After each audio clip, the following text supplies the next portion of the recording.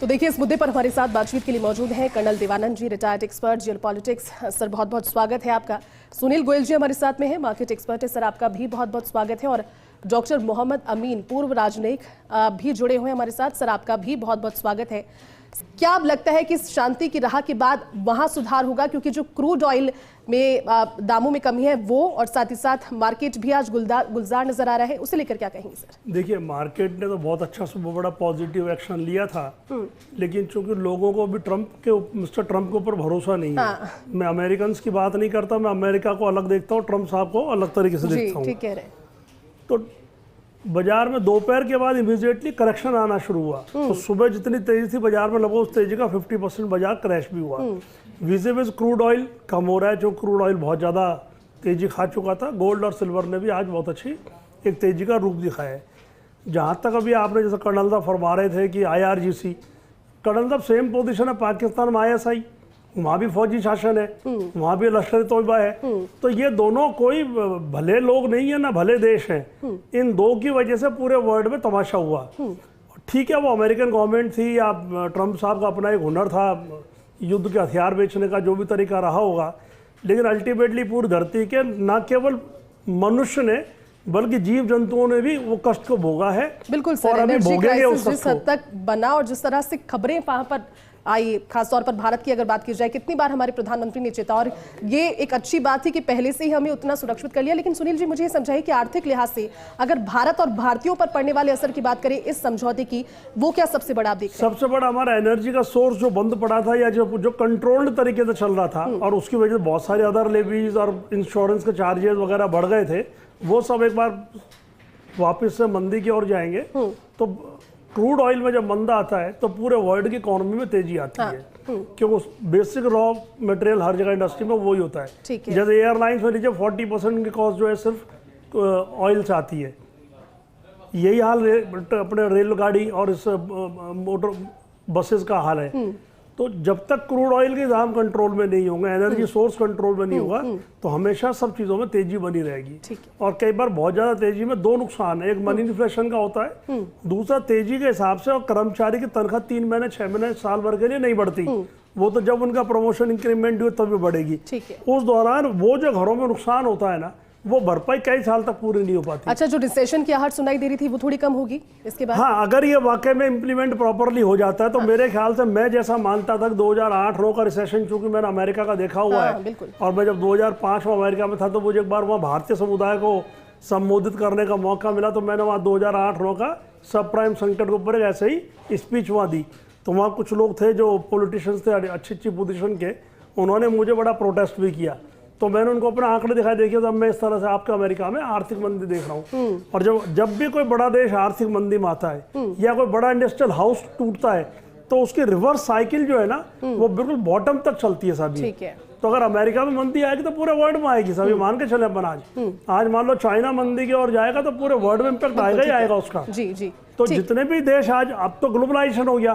कल को इंडिया में मंदी का दौर शुरू हुआ तो मान लो नीचे की 50-75-100 कंट्री में मंदी का दौर आएगा साहब। ठीक है सर, लौटेंगे। लेकिन सुनील गोयल जी, मुझे ये समझाइए, क्योंकि हम जब बात करते हैं असर, पड़ने वाले असर की, और वो भी सकारात्मक लिहाज से, हमने अभी बात की कि मार्केट और शेयर मार्केट पर किस तरह का असर नजर आ सकता है, लेकिन जब हम बात करते हैं इंडियन करेंसी की, तो वो भी संभवतः अगर ये लंबा चलता है या फिर अब इसकी बात जो कि सामने आ गई है, इंडियन करेंसी और ज्यादा मजबूती की स्थिति में आपको नजर आएगी, जो कि लगातार पिछले थोड़े दिन पहले एक आशा भरी खबर आई थी, लेकिन लगातार जो डाउन हो रही थी उससे लेकर। बिल्कुल, इंडियन करेंसी में काफी मजबूती आएगी। इंडिया के एक्सपोर्ट्स वापस से जो रास्ते बंद हो एक्सपोर्ट खोलेंगे, ट्रैवल ट्रेड में सब में बढ़ोतरी होगी, और जो पूरे विश्व में डर का माहौल है वो भी बिल्कुल एक सबड्यूड हो जाएगा। मैं ये तो नहीं कहता, कर्नल साहब फरमा रहे थे, बिल्कुल सही थे कि इजराइल चलता रहेगा और अमेरिका शांत होता रहेगा, क्योंकि अमेरिका के इतिहास में कभी कोई उन्होंने जीता नहीं है। वो लड़ते हैं, बंद हो जाते हैं। तो उनका अपने एक वो ईगो था, पूरा हो गया, ऑलमोस्ट वो ख़त्म हो गया। अब वो एक कंडीशन और थी कर्नल साहब कि $300 बिलियन का कंस्ट्रक्शन अब जो ईरान में होगा वो अमेरिकन कंपनियां कंस्ट्रक्शन करेंगी। यानी आप कहें तो इनडायरेक्टली और डायरेक्टली पैसे कमा रहे हैं, वो पैसे भी कमा रहे हैं, वो लोन फंडिंग भी कर रहे हैं। आश्चर्य इसी बात को लेकर होता है सर कि जिस मुद्दे के साथ लड़ाई शुरू हुई, अब वहां पर फंडिंग एक तरीके से इनडायरेक्टली शुरू कर दी गई। बिल्कुल। दूसरा, अगर मैं जोड़ दूं आपके आर्थिक विषय आपका, जी जी सर, अमेरिका इतना चालाक देश है कि उसकी लड़ाई सिर्फ आर्थिक होती है, आर्थिक होती है, पैसे कमाने। देखिए वेनेजुएला में उसने क्या किया, तेल का भंडार किया। यहां भी उसकी मानसिकता like weapon supply, equipment supply, research, नए हथियारों का टेस्टिंग, नई मिसाइल्स का टेस्टिंग, और जो इस इलाके में आपने कहा कि रिकंस्ट्रक्शन का प्लान है, बिल्कुल अमेरिका पैसे की भाषा समझता है। सब अमेरिका को सबसे बड़ा आराम क्या मिला कि उसका 48% कंट्रीब्यूशन है रक्षा क्षेत्र में। अब तो मुझे लगता है डोनाल्ड ट्रंप ये बात भी समझ गए कि दुनिया उन्हें यू टर्न के लिए जानती भी है, तो उनको ज्यादा फर्क नहीं पड़ता उनको। बिल्कुल उनमें और केजरीवाल जी में बहुत ज्यादा फर्क नहीं, यू टर्न कभी भी मार सकते वो। लेकिन अमेरिका हथियार बेचेगा, पूरे यूरोप में उन्होंने जो है बिल्कुल डिफरेंस ऑफ ओपिनियन क्रिएट कर दी। तो यूरोप भी एक बहुत बड़ा बायर हो गया। अब अगर मान लो हर कंट्री 2-3% भी अगर उनसे आर्म्स एम्युनिशन ले और 50 कंट्री मिले तो यूएस का एक्सपोर्ट पूरा हो जाएगा। ठीक है, तो यूएस ने अपने हथियारों का एक्सपोर्ट का मार्केट बड़ा खोल दिया है उन्होंने। ठीक है। डॉक्टर मोहम्मद जी से एक बार सवाल लेती हूँ। सर, 16 महीने के बाद देश के प्रधानमंत्री नरेंद्र मोदी की मुलाकात होगी डोनाल्ड ट्रंप से, सभी की नजरें होंगी क्योंकि बहुत सारी ऐसी डील्स हैं। डोनाल्ड ट्रंप भी कह रहे हैं कि मेरे दोस्त आ रहे हैं, उनसे मुलाकात करने के लिए बहुत ज़्यादा एक्साइटेड हूं। और पुरानी मुलाकातों को देखा जाए तो जब से ट्रेड थोपा गया उसके बाद ये पहली मुलाकात होगी, तो बहुत उम्मीद है। लेकिन इसी बीच मुलाकात के दौरान ये जो बड़ा मसला चल रहा था उसका सुलझना, ये महज कोई इत्तेफाक हो सकता है, फिर लगता है कि बातचीत इसे लेकर के जरूर कहीं ना कहीं हुई होगी और उसके बाद ये मुलाकात हुई है। दूसरी चीज, अगर हम बात करते हैं प्रवासियों की जो कि रह रहे हैं मिडिल ईस्ट की कंट्रीज में, उन्हें बहुत डर था अपनी सुरक्षा और अपने रोजगार को लेकर।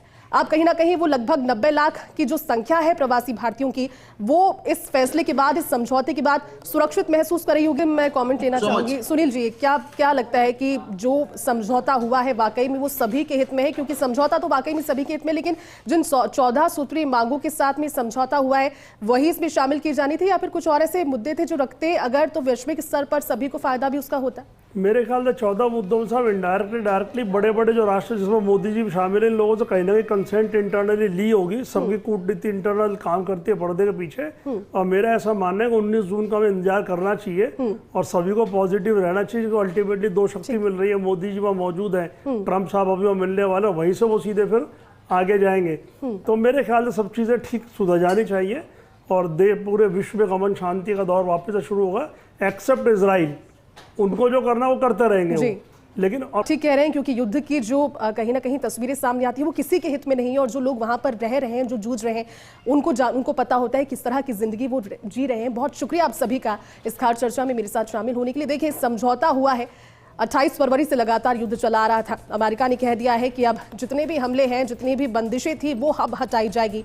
हॉर्मुज का गेट भी खोल दिया जाएगा और उसके बाद जो सैनिक वहां पर थे वो भी हटाए जाएंगे। लेकिन सवाल यही कि इजराइल ने इससे अपने आप को अलग किया। इजराइल का कहना है कि वो किसी समझौते में बंधा हुआ नहीं है। सवाल यही कि लंबे समय तक ये समझौता टिक पाता है या फिर जेनेवा में जिस समझौते पर हस्ताक्षर होगा उसमें सबसे बड़ा जो मुद्दा है न्यूक्लियर महत्वाकांक्षा, उसे लेकर के क्या बातचीत होती, क्योंकि फिलहाल उसे लेकर कोई भी बातचीत टेबल पर नहीं हुई है। देखने वाली बात रहेगी कि कितना लंबा ये समझौता रहता है और अगर ये समझौता टिकता नहीं है तो इसके बाद वैश्विक स्तर पर आगे की तस्वीरें क्या होगी। फिलहाल के लिए जवाब तो देना पड़ेगा। मैं बस इतना ही। आप देखते रहिए फर्स्ट इंडिया न्यूज। नमस्कार।